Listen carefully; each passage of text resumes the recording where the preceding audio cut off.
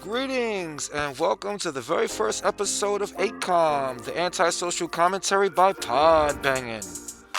I'm new to this spit and it's a lot easier said than done, and I've had some interesting challenges to say the very least, so I got some catching up to do, a lot of catching up. And you're gonna bear witness to the catch up, so enjoy. And in true pod banging fashion, we bang in every direction. We have no target audience, so you might catch a stray. And we're talking to whoever's listening. So shut up and listen, and then react, like we care. But let's begin. This podcast is a retrospective about Mike Tomlin in the NFL. So, for the record, I think that football is rigged. I think that all of sports is. But that's a crusade for another time. Nevertheless, I will run with the narrative as I make my assessment. So, let's just get honest for a second. Like, once upon a time, football was my life. It was my religion. Like, him anybody? I mean, go ahead and denounce the movie, like, if you specialize in missing the point. I'm not even gonna bother to clap back. This isn't about that. That's another crusade for another time.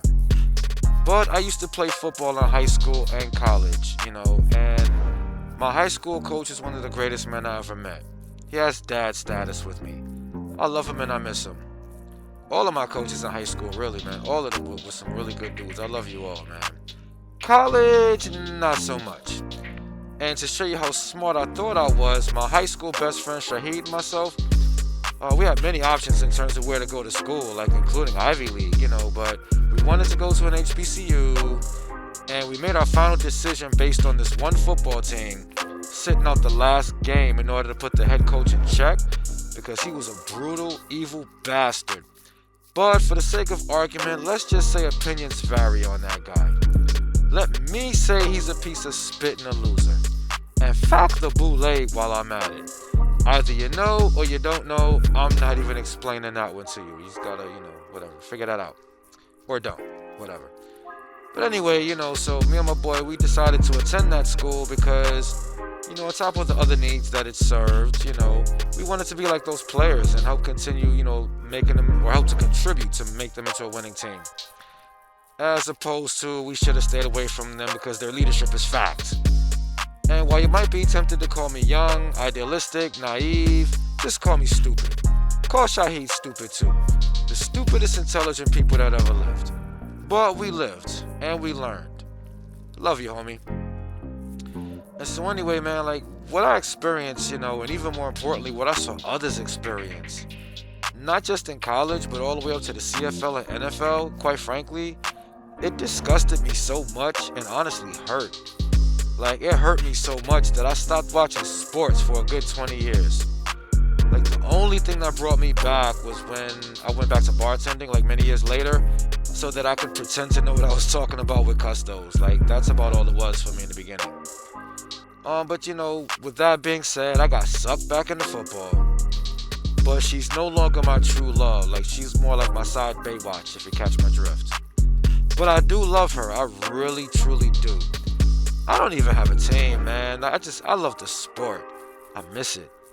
I have dreams to this day sometimes, once in a blue moon or whatever, just going back to college just to try out for the team. Like, as old as I am now, it's crazy. And that's what makes this particular situation hit so hard for me. That coach thing, man. That relationship. Ironically, if there even is a relationship, depending on where you go and who's in charge. And some of my college coaches I love and respect to this day. I don't even remember all of their names, but I remember their faces. And some others can go fack themselves in hell, quite frankly. But anyway, enter Mike Tomlin. Let's break it down. 19 years. Not one losing season. And again, I'm neutral on teams, but I am amused when like the Giants, the Jets, the Browns, the Cowboys, and the Texans lose because I hate their front offices and ownership. Except for the Browns, maybe. Like, I'm forced to tolerate them because it's Shedeur Sanders and Myles Garrett. Like, I'm really, really rooting for them. Shout out to all of the players, though. That part is not about them. With a few notable exceptions that I mostly won't bother with right now. Mostly. But anyway, man, Tomlin was interesting. Like, he was a passionate coach. Like Alexander the Great, passionate. And much like Alexander the Great, that sword he swung did cut both ways. His players loved him, except for James Harrison apparently. More on that clown later. But Tomlin was a player's coach. Many felt like he was too friendly with his players, like he saw them as people and not things. And I'm not gonna lie, the brutal reality in that is that that kind of attitude actually can get in the way of effective leadership. So also, he was like stuck in middle of the road syndrome. Like, his draft prospects were never really maximized because the Steelers have a tendency to like just play well enough to mostly be stuck in the middle pick wise, but not quite well enough to recruit that generational talent.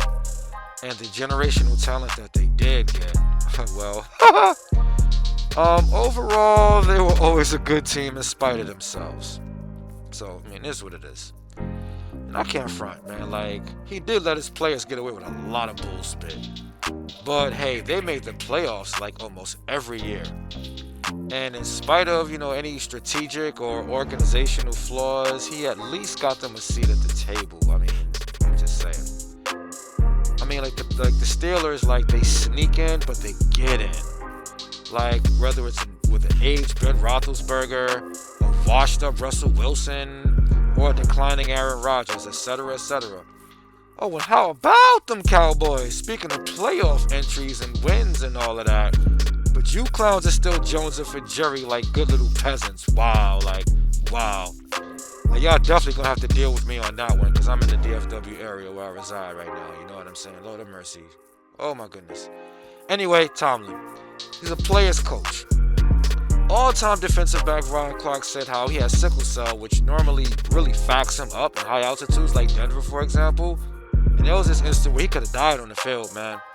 And crunch time came along, and Tomlin said to Clark, if you were my son, we wouldn't even be having this conversation about you playing. Clark says that Tomlin saved his life, quite frankly. His words, not mine. I mean, his medical team cleared him, and Tomlin was still not having it. Unlike you Steelers fans, like, I'm sure you farm animals would have been happy to watch him die on the field as long as you got your win that day. I mean, like another player, Ryan Shazier, like when he got paralyzed, Tomlin didn't even cut him, man, kept him on the payroll. Like, who the fuck even does that? A real one, that's who. And in spite of the farm animals that masquerade as fans of the great sport of football, and it might be a challenge, especially after going to home games where a coliseum packed with worthless fucking cows, which you're fired, Tomlin. I mean, I hope he's able to keep his head up, recognize how great he was, and enjoy his status as a Hall of Fame shoo-in, because that's gonna happen. That's gotta happen. And oh, speaking of Hall of Fame, how's it going, Belichick? See, everybody else might have sand in there for JJ's about you getting a Klingon cold shoulder, but I'm great with it. They can pretend that you're not an antisocial megalomaniac, can't even come close to a Super Bowl win without Tom Brady and cheating your ASS off. Bill Parcells wannabe that effed up UNC into the pile of spit that it is under your divine leadership. But I suffer from the flaw of having no use for self-delusion. Eat it. Man, y'all, like a lot of y'all, man, like y'all are walking proof of like how pathetic the UU fanboys are. Like, worship the man for winning. It doesn't matter, that he cheated as long as he won. So that you can be vicarious. Big word alert. Read a book. You can be vicarious hordes. But, no, please. Start the splaining in 3, 2, 1, now. Stop. Back to Mike. How dare he not cheat to win Tomlin? I'm not gonna lie. I can't understand people's frustration with him. So, like, I want to break it down. Like, let's address his challenges, right? So let's go. Point 1, haters, quite frankly. Like, you so-called Steelers fanboys, y'all ain't spit. A lot of y'all fanboys ain't spit, yo. But I know for at least 10 years, man, his own fans been hating on him. And this is like for 2 key reasons. One is because you pathetic, mundane, big word alert, read a book, losers that will never amount to spit and have no self-esteem, cling to famous and accomplished people so that you can feel like winners by association. And like Mike Daniels said on the Business Authority's podcast this one time, people in general need what he called their competitive fix. And shout out to both of those guys, you know what I'm saying? That was a powerful podcast. But anyway, like this does specifically apply to people who can't compete at anything, especially in terms of physical competition, but in general. And honestly, man, win or lose, man, it's just a fucking sport, man. It's a game. Like, the planet's not gonna freaking explode over it or anything. Like, get over yourselves, you bunch of Baywatches. You know what I mean by Baywatches. Y'all some Baywatches. Anyway, let's move on. Reason 2 is gamblers. Now, gamblers, that's a big one. And all they care about is the numbers, because gamblers, while desperate to predict the future and win for exorbitant, big word alert, read a book, big exorbitant piles of cash, they're usually actually addicted to losing. And because they need to win-lose so bad, gamblers poison everything that they touch, especially relationships, but don't get me digressing. But as much as they make on sports though, like gambling is where the really, really, real money comes from. I mean, straight up, there'd be no ESPN, no FS1, no Hayden A. Smith, no Barles Charkley, Shannon Sharp, and damn sure no Jamil Hell, if not for gambling and the money that it provides, the platform, the resources. And I mean, gambling money has taken sports revenue to OMG heights. But fuck y'all for ruining sports. Well, not Shannon Sharp, Ocho, Ryan Clark and them, Pat McAfee or Jalen Rose. Like, I like and or tolerate those guys. But, digression, my bad, guys. So anyway, back to Tomlin the Great. The bravery that comes with attacking, let's call it black sheep, got so bad that he even got spitted on by legendary Steeler Terry Bradshaw. And the fact that he did so in the company of Jason Shitlock, who enjoyed every inch of deep-throating Bradshaw in that interview, revealed the subtle taste of white powder, shall we say. But you know what? The funny thing is that Tomlin's players, no matter what their demographic, big word alert, read a book, no matter what the demographic had to say, like they had his back, in spite of, Bradshaw's OG status or any of that. And I love the way he responded to it. It was classic because he said, quote, "But what I do know, I grew up a Dallas fan, particularly a Hollywood Henderson fan. Either you know about that reference or learn to read and look it up because it was actually a hell of a fucking clapback." But why all the hate part of it? Well, let's go there. No playoff wins since 2017. I mean, look what year it is now. I mean, in general, they were supposed to be kind of like the anti-Patriots, but tragically, the man just won't cheat. Ignore the fact that he made the playoffs at all, while most teams in any given year don't. He made it to 2 Baywatches, 2 Super Bowls, and became the youngest coach to win when he got the ring at the time. But the problem is that, the Steelers, they won, but they didn't win enough. There's the issue. I mean, still, though, it's just a fucking game, man. But not to you cows. I mean, I swear. Me, I have no desire to live vicariously, big word alert, read a book, in any sense of the word, and I'm neutral on teams. Like I said, I'm going to keep saying that. I love the sport. I love the game. And overall, Mike Tomlin did his thing, man. Most coaches don't even have a Super Bowl ring, and damn sure it didn't last anywhere near as long as he did. And I don't give a fuck about, how he crawled into the playoffs or how many times they barely won or got lucky. A win is a fucking win. And that man is a winner. Like Dominic Toretto said in Fast and Furious. Intro mile, winning is winning.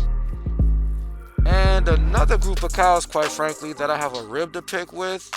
These people so obsessed with the next big play, like every play is supposed to be Titanic. That's not even how football's designed. And if it plays out that way, it's because something's gone very wrong.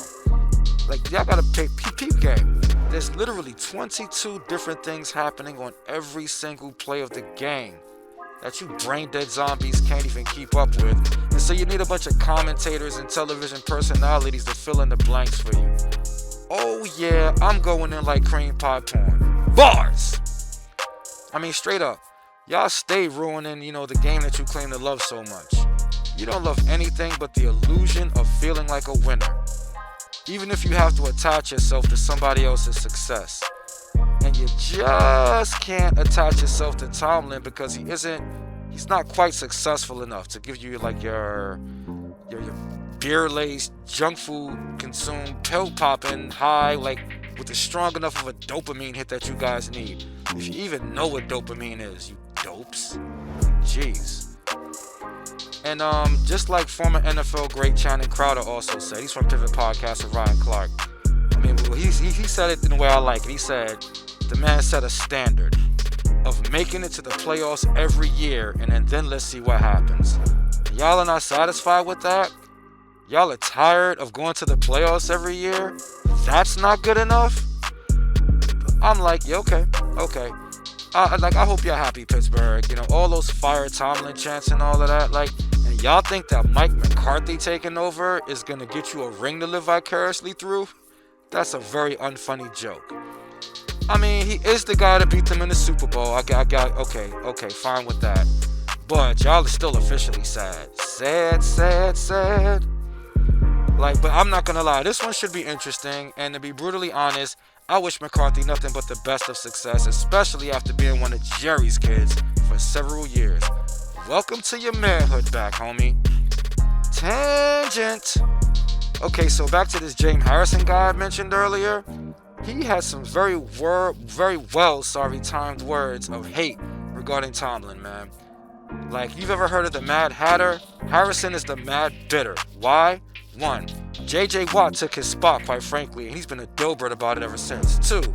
He went to the rival Patriots, got cut, asked to come back to retire as a Steeler, and Tomlin allowed that bullspit in spite of himself. Or should I say themselves? But according to the Mad Bitter, Tomlin didn't keep it 100 in terms of like coaching tree and blah, blah, blah, blah, blah. And he inherited his players, he never developed, and and never did any of his own type shit. But he was supposed to have been developed by Tomlin, according to the people that really know. And I know people that are Steelers fans.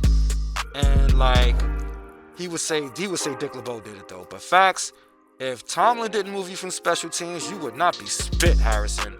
And that's word is bond. Harrison Bob Marley, as I like to call him. Why? Because he's a whaler. He wailed that Tomlin was great as a leader, but not at player development. How does that even make sense? Seriously. Like, wait up though. Stay tuned for that part though, because I'm not gonna lie, it does get a little interesting. But at least Ryan Clark, gave Tomlin this gold watch. You know what I'm saying? Like taking a team that should never be in the playoffs and getting them into the playoffs.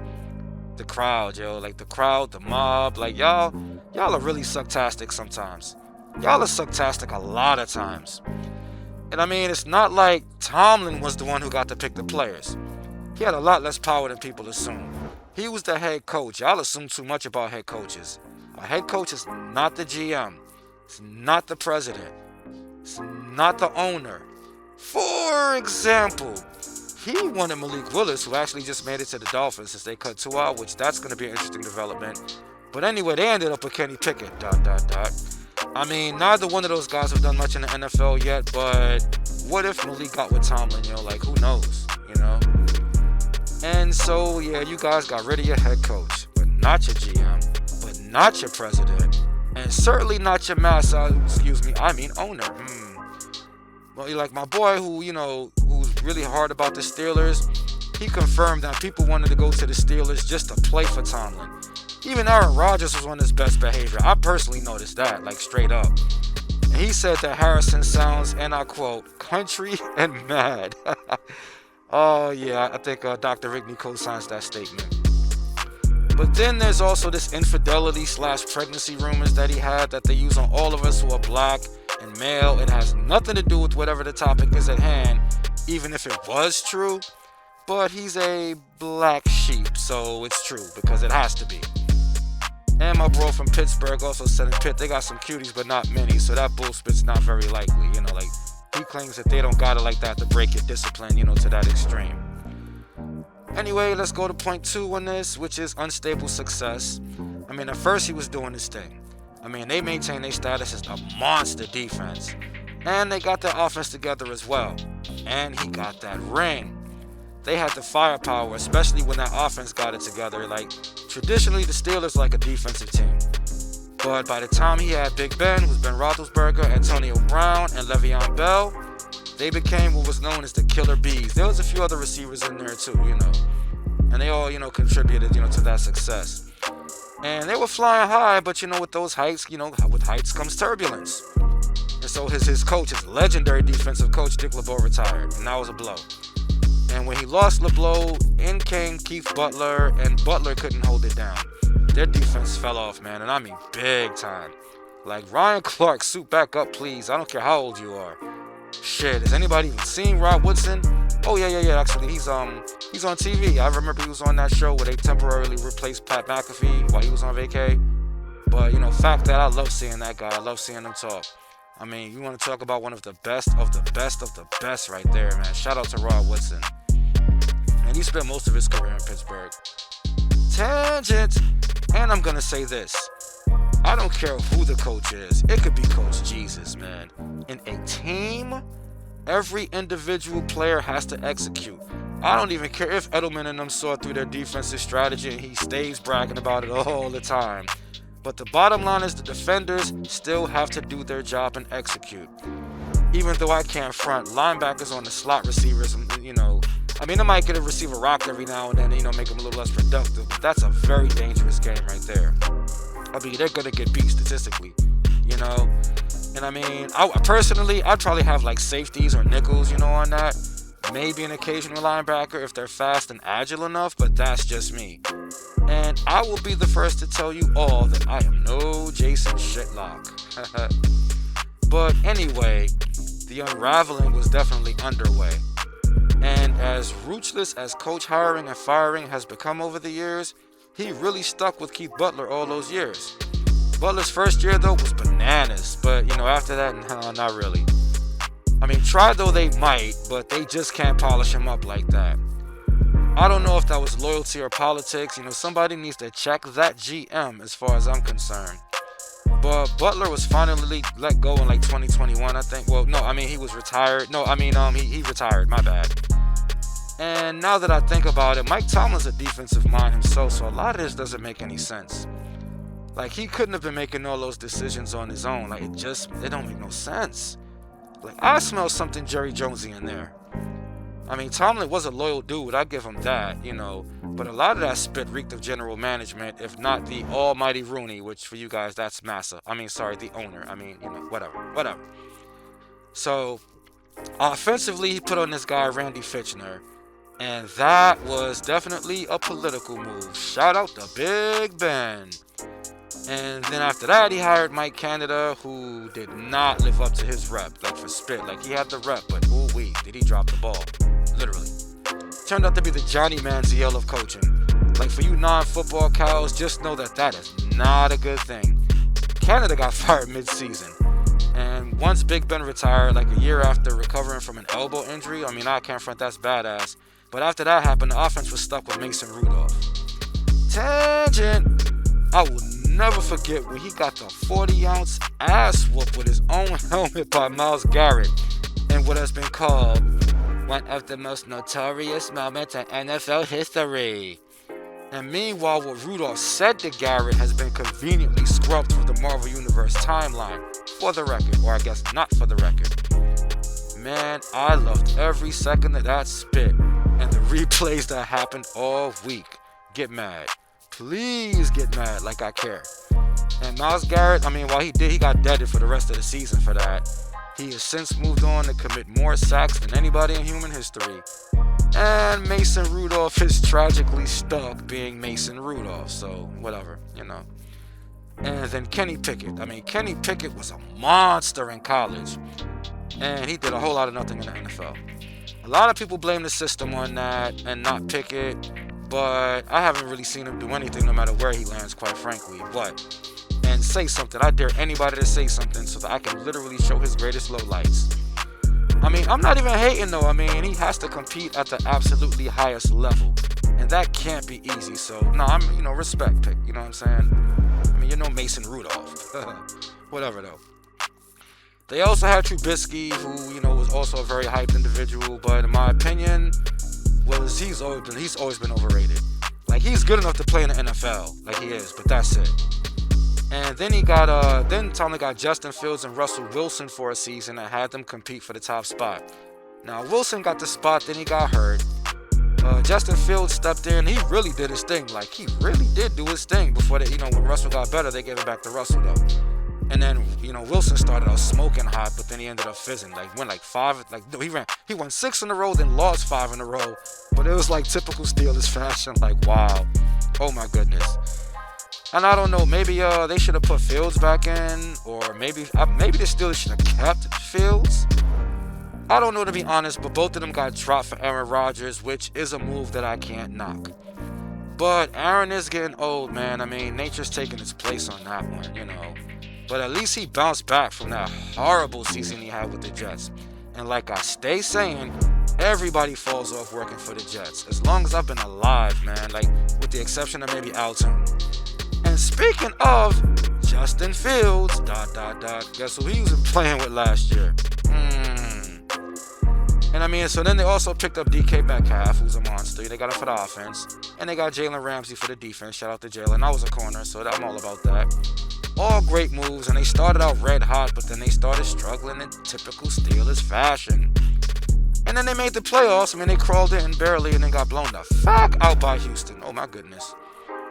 And like, speaking of team dynamics though, that goes into point 3. Like, man, what a volatile team, man. I mean, Le'Veon Bell turned on him over money, became a Jet, and then fell the fuck off. Like, damn near everybody who joins the Jets. He was a hell of a running back though in his time. Antonio Brown was getting all the love on the field, and the other receivers started to lose morale because of that. He was getting too much attention. And meanwhile, Brown was wilding the fuck out. I mean, causing many disciplinary issues, let's call it, for the team, especially after that infamous Vontaze Burfict hit. Long one short, Burfict's one of the reasons why defenders really can't hit people anymore. Like he was that bad. But then again, in all honesty, so is Ryan Clark. So, but Ryan wasn't as bad as Burfict though, nowhere near. As far as like dirty hits. And Big Ben was wilding out too, man. He had no problem airing nobody out in the radio, like including Tomlin. That was crazy. Like, Tomlin's democratic approach was blown up in his face. And then George Pickens, the diva, was divaing. Lord of mercy. I mean, this punk ASS can't even block, man. I mean, not as in he's not able to. He might break a nail or something. I don't know. Tangent. Now, I did have him on one of my fantasy teams last year. I'm not going to lie. He's with the Cowboys. Not because I necessarily liked him, but because that's just the way the draft kind of played out, And I had lost Tyreek Hill to that injury, so I had to use him. But he did give me points, if not consistently. I mean, he is one hell of a fucking ball player, but he is one hell of a diva too. He can be anyway. He's with the Steelers. But I digress. And speaking of that, that 2020 playoff game, I'll never forget that. They got destroyed after J.J. Smith-Schuster. Like, who even has 2 last names? He's somebody's liberal wife. Anyway, that guy ran his mouth with an F. And they took an L with a capital L. I mean, not his fault. He really did his motherfucking thing. I can't front. I would never forget that one. Wow. And let us not forget about hashtag me too, Big Ben Roethlisberger. Oh, how mass media loves to bury that spit. I wonder why, ... FU ESPN, FU FS1, CBS, ABC, NBC, but not BBD, all of y'all. The rest of y'all, F the bootlicking unmen, FU faux feminists, always pointing the spirit, black sheep. No matter what, you male femmes as well as the gyno ones. F the world on that one, man. Like, that pisses me off. I mean, it's always okay as long as the man is conservative, right? Now go on and explain. Go ahead, white powder. Like, start crying in 3, 2, 1, now. Stop. So, I mean, anyway, though, like, in spite of that, in spite of the fact that the Rooney Empire was willing to work with Tomlin, a little while longer. I mean, he still got 2 years left on his contract. But Tomlin the Great decided to just let it go. But I mean, nobody fired him. You know what I'm saying? And he has enough worth that the Steelers made it clear that they're holding him for the next 2 years contractually. So if you want him, you're gonna have to break bread. I mean, not bad for for a guy that you Steelers cows don't even want. I mean, my attitude towards the situation, okay, so he wasn't perfect. And black sheep have to be perfect. And then at which point, they got to worry about getting a rifle scope, a cop killing, a setup, or drive-by. Okay, I'm going to stop. But y'all know what I mean, man. I'll say it. But no, Mike Tomlin, man, you did your thing, man, and you should be proud. I really think so. And if you ever come across this clip, man, make sure to watch it like whenever you're having a bad day. Fact them, they don't deserve you. You should be a GM by now anyway, man. Straight like that. So, so you cows, y'all got what y'all wanted, fine. But as far as the players, it was unanimous. When he stepped down, a funeral took place in Pittsburgh. Joey Porter was damn near hyperventilating. TJ Watt was cracked, just repeating no over and over again. According to the New York Post, Aaron Rodgers, King Diva himself, actually cried. Another person that people love to hate. And I think Aaron Rodgers is the truth, one of the best to ever do it. I love that guy. And the people that mattered, man, they really compared that situation to a funeral. I mean, bottom line, you fanboys are fair weather, man. But the players overall, they loved him. And I've done my homework on this one, man. The players insist that Tomlin is not the problem. And not just because he favored them, but because they believed in him and his Super Bowl hopes, man. And no one can even deny that. And I don't even think anybody's trying to. But the Steelers fans, y'all are definitely ignoring that. Good job, yo. And I mean, like, y'all can't just be fans and enjoy the game like they're just a bunch of fiends looking for their next brain-generated dopamine hits. And they're happy to wipe their ASSs with anything that gets in the way of providing them, with something to brag about. Because it's not like they're on the field, or even have access to it. And a lot of people lose sight of that, and don't respect that. And it's not enough to be good enough, to make it to the NFL and compete at the highest level. No. You have to earn your fantasy points as well, or you ain't spit. Like, I'm just glad that these athletes are finally getting their money, which used to be a huge issue with many of these fanboys. Because, fanboys don't get money like that, and they're more important than the players are, right? So why should the players get any money, right? I mean, I'm not even making that up, as irrational as that sounds. Matter of fact, there's a movie called The Last Boy Scout, man. That's a slept-on classic, like, that goes into detail about that. So watch that movie, now. But anyway, man, back to Mike Tomlin, man. In sum, much love, big man. Like, I even remember when they tried to sucker him into stepping down for, like, a college job, and he basically told them to go F themselves, which I was really happy he did that. I even had a customer at my bar, man, tell me about, like, how Tomlin is a member of his church and what a great person he is. And that guy was a white sheep, shall we say, at that? Yeah, I took it there. And we're in a world that, God goes out of its way to deny black coaches while depending on the black workhorses to survive. And you know what, man, Mike Tomlin, thank you for your service. You get to take a break, man. 19 years of hard work, man, dedication, and success. You deserve it. Like, you are, like, to me, like, you're like the real life Spencer Strasmore. And you know what? I hope you get to own a team one day like he did, on that show. Let's recap. 19 straight winning seasons, 13 playoff appearances, 2 Super Bowl appearances, 8 AFC North titles, and the third best win percentage in NFL history. And oh yeah, he got that ring. You ungrateful bastard ass monkeys. How many coaches in history have even gotten close to a ring? What? I thought so. And that be that, alright? And remember, kids, don't be a fanboy. Just enjoy the fucking game. It's a wonderful, enjoyable sport if you actually give that part a chance. Hey, you! Like, subscribe, follow, share, all that shit now. Peace.